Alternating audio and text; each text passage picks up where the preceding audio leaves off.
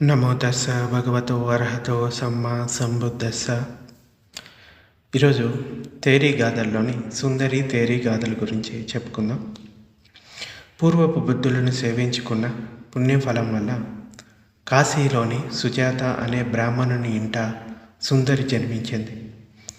సుజాత బ్రాహ్మణుడు కొడుకు మరణంతో ఎంతో దుఃఖితుడయ్యాడు. పిచ్చివానిలా తిరుగుతూ ఉండగా వాసెట్టి అనే భిక్షుని ప్రేరణతో ఆమె ఇచ్చిన ప్రేరణతో మిథిలా నగరంలో విహరించే భగవానుడిని దర్శించడానికి వెళ్ళాడు. ఆయన ధర్మ ప్రబోధం విని అతడు అర్హంతుడయ్యాడు. రథాన్ని సారథికి అప్పచెప్పి కాశీలో ఉన్న తన భార్యకు ప్రవచ సంగతి తెలుపమని పంపించాడు. సారథి ద్వారా తండ్రి భిక్షువై అర్హంతుడయ్యాడని తెలిసి సుందరి కూడా భిక్షుని సంఘంలో ప్రవచ పొంది విపశ్యన సాధనలో ప్రగతి సాధించి అర్హంతురాలయ్యింది. సో ఈ సుందరి తండ్రి సుజాత బ్రాహ్మణుడికి ఇంకా వాసెట్టి భిక్షునితో జరిగిన సంభాషణ ఈ తేరీ గాథల్లో చెప్పడం జరిగింది. అంటే ఆమెకు అతనికి ప్రేరణనిచ్చిన, దుఃఖంలో ఉన్నప్పుడు ప్రేరణనిచ్చిన గాథలు ఇవి. సుజాత బ్రాహ్మణుడు ఇలా అంటాడు: ఇంత క్రితం నీవు నీ 100 మంది పుత్రులను కోల్పోయి రాత్రింబవళ్ళు వెక్కి వెక్కి ఏడ్చావు, పరితపించావు. కానీ ఓ వాసెట్టి భిక్షుని, నేడు నీకు నీ పుత్రులను పోగొట్టుకున్న చింత అనుమాత్రం కూడా లేదు. ఎందువల్ల? అప్పుడు ఆ భిక్షుని ఇలా అంటుంది: ఓ బ్రాహ్మణుడా, నేను గతంలో 100 కొలది పుత్రులను, బంధువులను కోల్పోయి దుఃఖించాను.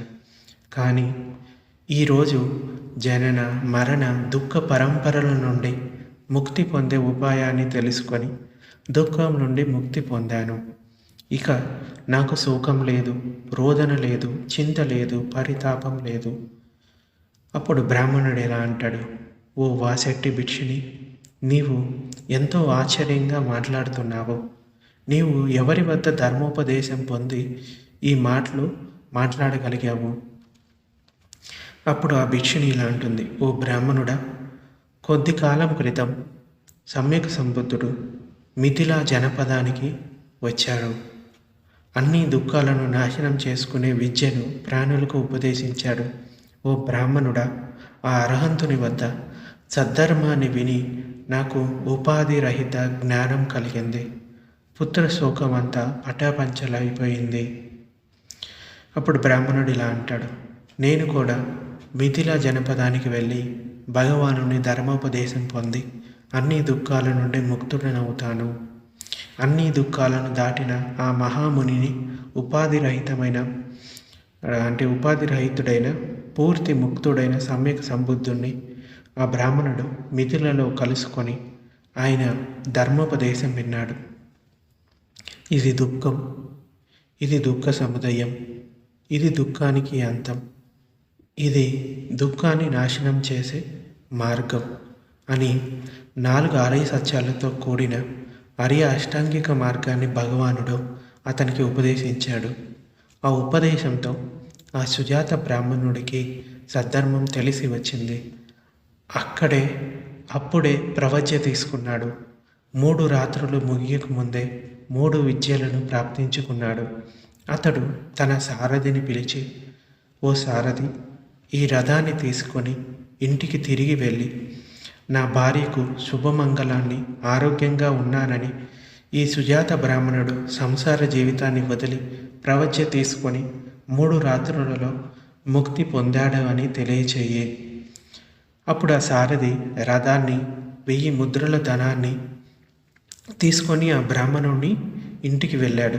ఆ బ్రాహ్మణుడి భార్యకు రథాన్ని, డబ్బుని అందజేసి అతని ఆరోగ్యం గురించి ఇంకా ప్రవజ్య గురించి చెప్పాడు.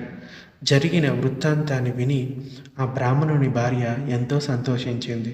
ఓ సారథి, శుభవార్తను తెచ్చావు. బహుమానంగా ఈ రథాన్ని, ఇంకా ఈ గుర్రాలను, మణికుండలాలను, 1000 ముద్రలను బహుమానంగా నీవే ఉంచుకో అని చెప్పింది.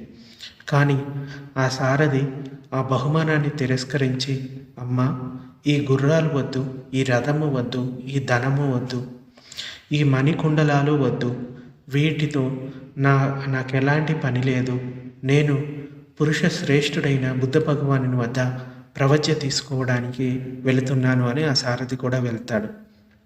అప్పుడు ఆ బ్రాహ్మణుని భార్య ఇలా అంటుంది, ఓ సుందరి, ఈ గుర్రాలు అంటే తనకి తానే చెప్పుకుంటుంది, ఈ గుర్రాలు, ఏనుగులు, ఆవులు, మనులు, మాణిక్యాలు, ఇల్లు, వాకిళ్ళు, ఈ అపార ధన సంపత్తిని విడిచి నీ తండ్రి తథాగతుని ధర్మంలో ప్రవజ్జితుడయ్యాడు.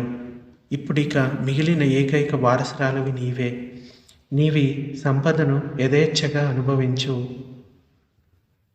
అని ఆ బ్రాహ్మణుని భార్య తన కూతురుతోటి అంటుంది. సుందరి ఇలా అంటుంది, నా తండ్రి పుత్రశోకంతో ఎంతో దుఃఖించాడు. అపరాధన సంపత్తిని వదిలి ప్రవజ్య తీసుకుని వెళ్ళిపోయాడు. నాకు నా సోదరుడు మరణించినందుకు ఎంతో దుఃఖంగా ఉంది. చిరిగిన చీవరాలు ధరించి నేను కూడా ప్రవజ్య తీసుకుంటాను. అప్పుడు బ్రాహ్మణుని భార్య అంటుంది, సుందరి, నీ సంకల్పం నెరవేరుగాక. ఇల్లిల్లు తిరుగుతూ భిక్షాటన చేస్తూ ఉంచె వృత్తిలో జీవిస్తూ గుడ్డ పేలికలను కలిపి కుట్టుకున్న చీవరాలను ధరిస్తూ ఆశ్రయం లేని దానివై, ఆశ్రవాలు లేని దానివై దివ్య సుఖాన్ని పొందుదువుగాక అని తల్లి దీవిస్తుంది. సుందరి ప్రవజ్య తీసుకొని సాధన చేస్తూ ఉండగానే విశుద్ధమైన దివ్య చక్షువు ప్రాప్తించింది. పూర్వజన్మల స్మృతి కలిగింది. వాసెట్టి భిక్షునితో సుందరి ఇలా అంటుంది, అమ్మా, భవతి కళ్యాణి, నీవు సంఘంలో శోభించే భిక్షుని మనవి. మీ ఉపదేశం వలన 3 విద్యలను ప్రాప్తించుకున్నాను. బుద్ధ శాసనాన్ని పూర్తి చేసుకున్నాను. ధర్మాన్ని పాలించి సార్థకురాలనయ్యాను. నాకు అనుజ్ఞ ఇవ్వండి. శ్రావస్తి వెళ్ళి శ్రేష్ఠుడైన ఆ బుద్ధ భగవానుని సన్నిధిలో సింహనాదం చేస్తాను.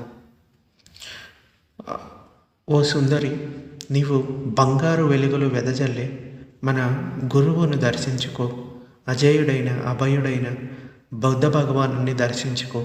ఉపాధి రహితుడైన, సంయోజనాల నుండి పూర్తి ముక్తుడైన, ఇంకా చేయవలసిందేది లేనివాడైన, వీతరాగుడైన, అనాశ్రవుడైన భగవానుని దర్శించుకో.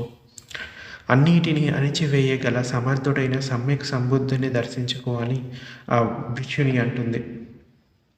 అప్పుడు సుందరి ఇలా అంటుంది, ఓ మహావీరుడా, నేను సుందరిని వారణాసి నుండి మీ దర్శనానికి వచ్చాను. మీ చరణాలకు ప్రణామాలు అర్పిస్తున్నానని బుద్ధుడిని కలిసినప్పుడు చెప్తుంది. మీరే మాకు గురువు, మీరే నా బుద్ధుడు. బ్రాహ్మణ పుత్రికనైన నేను నీ వారసపుత్రికను, అంటే ఇప్పుడు ధర్మాన్ని ఆచరిస్తూ ఉంది కాబట్టి ఇంకా నేను మీ పుత్రికను అని చెప్తుంది.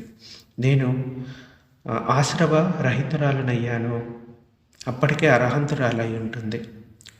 అప్పుడు భగవానుడు ఇలా అంటాడు, నా పుత్రి, నీకు స్వాగతం. నీ రాక శుభప్రదమైనది. ఇంద్రియ సంయమనం గల సాధకులు వీతరాగులై, అనాశ్రవులై తథాగతుని వద్దకు వస్తూ ఉంటారు. భగవానుని చరణాలకు ప్రణామాలు చేస్తూ ఉంటారు. నీవు అలాగే వచ్చావు, నీకు శుభం కలుగుగాక అని భగవానుడు అంటాడు. ఈ విధంగా తండ్రి ఇంకా కూతురు ఇద్దరు కూడా ప్రవజ్య తీసుకొని అర్హంతులు అవుతారు.